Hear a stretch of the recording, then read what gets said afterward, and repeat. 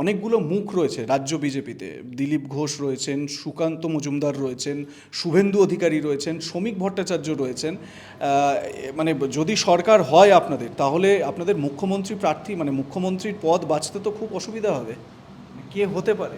নাও হতে পারে অসুবিধে, এদের মধ্যে কেউ নাও হতে পারে। হয়তো ঠিক করে রাখা আছে বা এটা নিয়ে এখন আমরাও কেউ জানি না। সবসময় দেখবে সরকারে এলে তখন একটা সারপ্রাইজ ফেস হয়, কিন্তু বড় একটা মানে আপনি ধামাকা আসতে চলেছে, ধামাকা আসতে চলেছে। সরকার গড়ে দিন, মুখ্যমন্ত্রী আপনাদের পছন্দের মুখ্যমন্ত্রী হবে। এমন কেউ নাও হতে পারে যাকে আপনারা এক্সপেক্ট করছেন বা এক্সপেক্ট করছেন না, সেরকম কেউ হতে পারে। কয়েকদিন আগেই একটা ভিডিও দেখছিলাম আপনাদেরই মানে বিদায়ী বিধায়ক শঙ্কর ঘোষ। শঙ্করদা নিজের কেন্দ্রেই একটি রেশন দোকানে ঢুকে গিয়েছিলেন এবং সেখানে তিনি দেখাচ্ছিলেন যে নরেন্দ্র মোদীর দেওয়া বিভিন্ন এই যে অন্নপূর্ণা যোজনা বা প্রধানমন্ত্রী অন্ন যোজনার আওতায় কি কি দেওয়া হচ্ছে এবং রাজ্য সরকার কিভাবে সেটাকে নিজের নাম দিয়ে চালানোর চেষ্টা করছে, সেই ভিডিও। এবারে প্রশ্ন হচ্ছে, মানুষ যখন সেই মানে জিনিসগুলো হাতে পাচ্ছেন, চাল, গম, তেল, নুন, সাধারণ মানুষ যারা হাতে পাচ্ছেন তারা তো এটা দেখতে যাচ্ছেন না যে এটা প্রধানমন্ত্রী দিচ্ছেন বা কেন্দ্রের সরকার দিচ্ছে। সরকার দিচ্ছে অ্যাকচুয়ালি। তো সেই সরকার দিচ্ছে, তারা এটা দেখছেন যে মমতা বন্দ্যোপাধ্যায়ের সরকার আমাদের হাতে এটা তুলে দিচ্ছে। কোথাও কি বিজেপির এই মানে ন্যারেটিভ যেটা তৃণমূলের তরফ থেকে তৈরি করা হয়, সেই ন্যারেটিভটাকে ব্রেক করার অভাব, মানে আপনাদের নেতৃত্ব সেটা পেরে উঠছে না? না না না, কেউ পেরে ওঠার ব্যাপার নেই এখানে। এটা আদি অনন্তকাল ধরে হয়ে আসছে, যে রান্না করে তার ক্রেডিট হয় না, যে পরিবেশন করে তারই ক্রেডিট হয়ে যায়। তো সেই জন্য এটা হয় এবং এটা আমাদেরই, আমরা যখন যাচ্ছি মানুষের কাছে আমরা বলছি, ওরা গলাবাজি করছে, গলা আমাদেরও আছে, আমরাও জোর গলায় কথা বলছি। আচ্ছা, এবারে আমি একটু ভাতার প্রসঙ্গে আসি। আপনি খুব সুন্দরভাবে ভাতার কথাটা উল্লেখ করলেন। দেখুন, এটা তো খুব সত্যি কথা। 2021-এর ভোটের আগে মমতা বন্দ্যোপাধ্যায়ের এই লক্ষ্মীর ভাণ্ডার, এটা একটা মাস্টার স্ট্রোক ছিল। লক্ষ্মীর ভাণ্ডারকে কেন্দ্র করে মমতা বন্দ্যোপাধ্যায়ের জয়ের একটা জায়গা তৈরি হয়েছিল ঠিকই। এবারে আবার যুবসাথী তিনি ঘোষণা করে দিলেন এবং বাজেটে সেটা ছিল 15 অগাস্টে। তিনি তড়িঘড়ি সেটা নবান্নে সাংবাদিক বৈঠক করে সেটা তিনি এপ্রিল থেকেই স্টার্ট করে দেওয়ার ব্যবস্থা করলেন। হ্যাঁ, এক্ষুনি অ্যানাউন্স করতে হবে। এবারে বিষয়টা হচ্ছে এই যে ভাতা, মানে হার্ড ক্যাশ মানুষের হাতে চলে আসছে, যে মানুষটার মানে ধরুন 1000 টাকায় সংসার চলে যায়, এইরকম একটা পরিস্থিতি একেবারে প্রত্যন্ত এলাকায়। সেই মানুষটা যদি এই ভাতা থেকে সারা মাসে অন্তত 3000 4000 সব ভাতা মিলিয়ে 5000 6000 টাকা তার ব্যাঙ্ক অ্যাকাউন্টে ঢুকে যায়, তাহলে তো সে অবভিয়াসলি মমতা বন্দ্যোপাধ্যায় বা তৃণমূল কংগ্রেসেই ভোটটা দেবে। সেটা যদি হতো না, তাহলে আমাদের এতদিনে এত ভোট হতো না। আমাদের তো ভোট হচ্ছে, বাড়ছে। শুধু যদি মানুষ সেই ভেবেই ভোট দিত, তাহলে আমাদের পঞ্চায়েত ইলেকশনে এত ভালো রেজাল্ট, আমাদের মাঝখানে 24-এও খুব খারাপ কিন্তু হয়নি, এবং 21-এও আমাদের 3 থেকে 77 হয়েছিল। মানে 24-এ মানে ভোট পার্সেন্টেজের হিসেবে আপনি পার্সেন্টেজ সিট কমে গেছে, বাট পার্সেন্টেজ ছিল। তো এখানে আমি দুটো কথা তোমার বলবো। এই যে তুমি বললে একটা কথা ইউজ করলে, মাস্টার স্ট্রোক। তো একটা কি কথা আছে যে লোহারের ঠুকঠাক সোনারের এক ঘাট। বাকি আর আমি এখন বলছি না, ম্যানিফেস্টোটা অ্যানাউন্স হোক। দ্বিতীয় যেটা আছে যে দাবা যদি খেলতে বসে মানুষ, অনেক আছে পড়ে ফোড়ে নিয়ে এইদিক ওদিক এগোনো যায়, এ করা যায় সে করা যায়, কিন্তু চেকমেট একবারই হয়। আর কিন্তু আনফর্চুনেটলি মানুষের জীবন জীবিকাটা তো আর দাবা খেলা নয়। ওরা যতই বলে খেলা হোক। পশ্চিমবঙ্গ এবার যদি বিজেপিকে ভোট দিয়ে নিয়ে আসে, যেটা আমাদের দৃঢ় বিশ্বাস যে করবে, তাহলে সারা ভারতবর্ষ এগোচ্ছে। সারা ভারতবর্ষের মানে ভেতরে যে কটা রাজ্য, প্রায় 22টা কি 23টা রাজ্য আমরা চালাচ্ছি, তারা একই স্তরে এগিয়ে যাচ্ছে। কেন পশ্চিমবঙ্গ পিছিয়ে থাকবে? শুধুই কি ভাতার জন্য?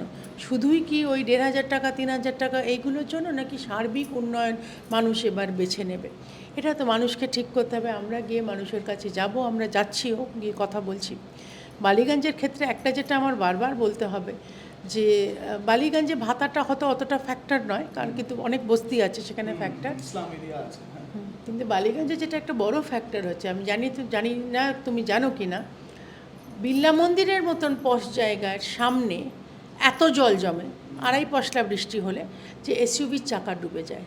দেয়ারফর বিজেপি আরবান রিজুভিনাইজেশন নিয়ে আসছে, এবং আরবান রিজুভেনাইজেশন যদি আমরা নিয়োগ করি, আমরা যখন শুরু করব কাজ, বালিগঞ্জের যেরাম হওয়া উচিত, যে বালিগঞ্জ পশ এলাকা বলে মানুষ জানে, সেই রকমই বালিগঞ্জের কিন্তু আমরা ব্যবস্থা করে দেবো।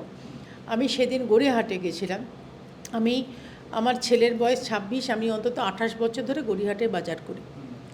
তখন আমরা সাউদার্ন পার্কে থাকতাম। তো আমার এলাকা শুরু হচ্ছে গোলপার্ক থেকে এদিকে, আর ওদিকে হচ্ছে নোনাপুকুর ট্রাম ডিপো, লিন্সি স্ট্রিট, ওই জায়গাটা। তো গড়িয়াহাটে সেই আমি 26 বছর ধরে 28 বছর ধরে তাই দেখে যাচ্ছি যে মানুষ যারা নিচে বসে, মানে ঝুড়ি টুড়ি নিয়ে নিচে মাটিতে পেতে বসে, তারা বলছে দেখুন দিদি আবার জল বেড়েছে, মানে আন্ডারগ্রাউন্ড সুয়েজ জল মাঝখান দিয়ে বেরিয়ে আসে গড়িয়াহাটের। এটা এখনও চেঞ্জ হয়নি, মানে সিপিএমকে দিয়েও সিপিএম চেঞ্জ করতে করেনি, ইচ্ছে ছিল না। আর এখন তৃণমূলের 15 বছর 20 বছর তারা আস্থা রেখেছিল তৃণমূলের উপর। লেজেন্ডারি সুব্রত মুখার্জি পর্যন্ত, উনি ওপরে চলে গেছেন, ওনারকে আমি পার্সোনাল কিছু বলতে চাই না, কিন্তু মানে উনি থাকা সত্ত্বেও এখানে চেঞ্জ হয়নি। তাহলে এইটা তো বালিগঞ্জের মানুষের ভাবা দরকার। আমি মানলাম যে উনি মেয়রও ছিলেন, তা সত্ত্বেও হয়নি। সাধারণ এমনিতে সুইমিং পুল হয়ে গেল, কিন্তু বালিগঞ্জে সেই জল দাঁড়ানো, বালিগঞ্জের মশা এবং বালিগঞ্জের আন্ডার ওয়াটার সুয়েজ থেকে গড়িয়াহাটে জল উপচে পড়া এখনও একই রয়ে গেল। সেন্ট লরেন্সের পেছনে একটা ধোবিঘাট আছে, কলকাতা ধোবিঘাট বলে ওটাকে।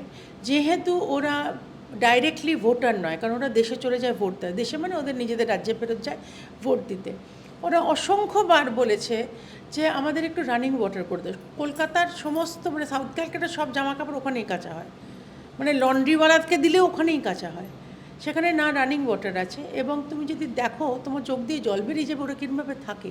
ওইখানেই টিনের চাল এবং ওইটুকু ঘর, তার মধ্যে ইস্ত্রি করছে, তার মধ্যেই আগুন জ্বলছে, সেখানেই বাচ্চারা খেলা করছে, অথচ যথেষ্ট জায়গা আছে, কিন্তু ওখানে ইমপ্রুভ করেনি, ইচ্ছে ছিল না।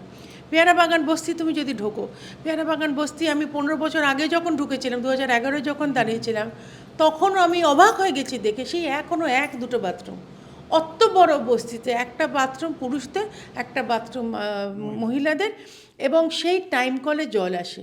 কেন? এইটুকু কি আমাদের একটা সরকার করে দিতে পারেনি এত বছরে? তুমি ওইদিকে চলে যাও, মল্লিক বাজার, যেখানে অধিকাংশ মাইনরিটি, এটা মানে প্রায় 7টা ওয়ার্ডের মধ্যে প্রায় 4.5খানা ওয়ার্ড মানে মুসলিম পপুলেশন খুব বেশি। তো তাদের ক্ষেত্রেও তারা একসময় আশা করে বসেছিল সিপিএম তাদের উদ্ধার করবে। সাচ্চার কমিশন পরিষ্কার বলে দিয়েছে যে সিপিএম যথেষ্ট করেনি তাদের জন্য, এবং বেসিক তাদের জন্য মেন স্ট্রিমে আনা বা তাদের এডুকেশনের ব্যবস্থা করা। তারাও তো মানুষ, তারা তো ইচ্ছে করে মানে নর্মাল জীবনযাপন করতে, কেউ শখ করে বোম মারে বলে আমার মনে হয় না। এবং তারপরেও তৃণমূলকে ওরা একেবারে বিশাল আশা করে দিয়েছিল।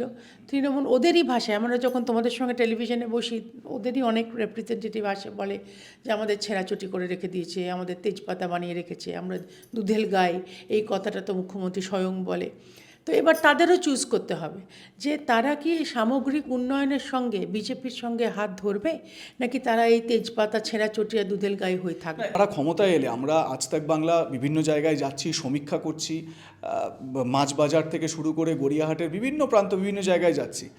আপনারা আসলে সত্যি কি বাঙালির এই পছন্দের এই মাছ মাংস খাওয়া, মাছে ভাতে বাঙালি, এই সমস্ত বন্ধ করে দেবেন? এই ন্যারেটিভগুলো তো আপনাদের বিরুদ্ধে মানে হু করে প্রচার হচ্ছে, এবং মানে বাঙালি মানুষকে বোঝানোও হয়ে যাচ্ছে, বাঙালি তো বুঝতেও পারছে সেটা।